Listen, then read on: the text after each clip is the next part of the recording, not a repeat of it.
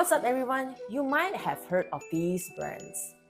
So, what they have in common is that they are all born in the land of Singapore. There's no doubt that Singapore has been a land of opportunity for all business owners and workers due to the strong currency and having an efficient and open economy. But here's the catch. So, there's a few things that you need to know before you are starting out in Singapore. So, today, we'll be learning the annual filing requirements, a company's constitution, responsibilities of company secretary, and the habit of keeping good records. So, these tips will help you to start a business in Singapore the right way and fast. So the first tip of the day is knowing the annual filing requirements for your company. So in Singapore, we take compliance very seriously. So here's the illustrated timeline and the requirements of your filing of your company. Here's what you need to do for annual filings after setting up a company.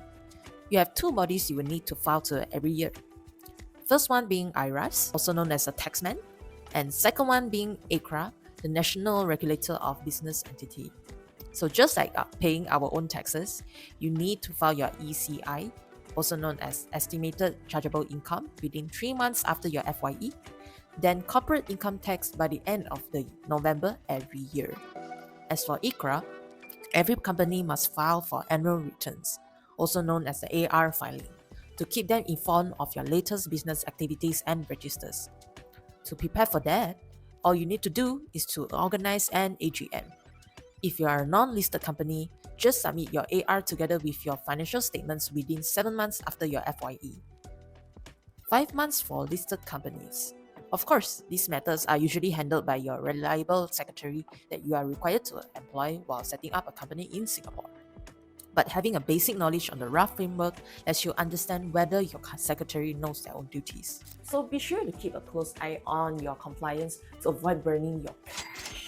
So tip number 2, knowing the importance of company's constitution. So you might be familiar with it when you are incorporating your company. You are required to submit a legal document that covers your corporate governance called the company's constitution. So you can either adopt the existing model constitution that is provided by ICRA, or you can draft your own constitution. A constitution typically consists of these items, which is company's name and registered address, your business activities and how its operation will be carried out, the rights and liabilities of the company directors, shareholders, and company secretary, and the total amount of share capital and shares are issued. If there are any changes you wish to make to the constitution, you can always notice ICRA of the changes within 14 days after the special resolution is passed in your general meeting. So these are all can be done by having a secretary, which we are moving on to our next point. So tip number 3 of the day is to have a reliable and qualified company secretary. So having a company secretary is a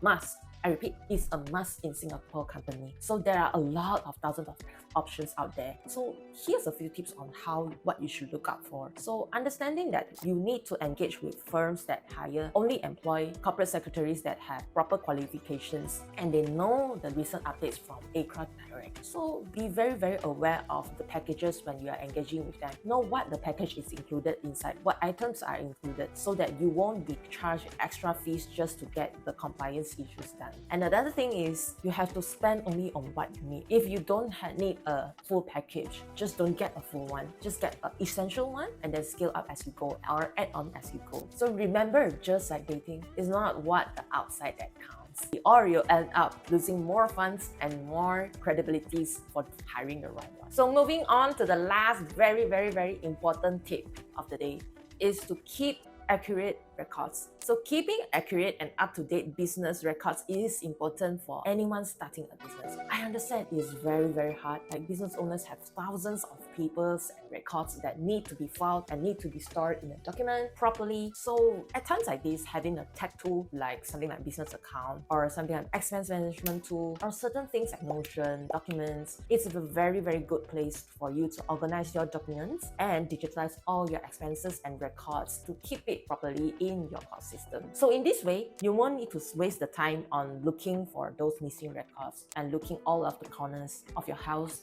just looking for that one invoice or receipt that you're facing. So just a few things on the records that you need to be keeping are accounting records, bank statements, business loans, legal documents, permits and licenses, as well as insurance documents. So these are the few of the records that you need to keep to help you to make sound financial decisions, file your taxes correctly, and prove the viability of your business if you are seeking for outside funding. So take note of it. But that's all for today. Thank you for listening. I hope you find it very useful for you. So comment down below which topic you want me to speak about next. I'll see you again.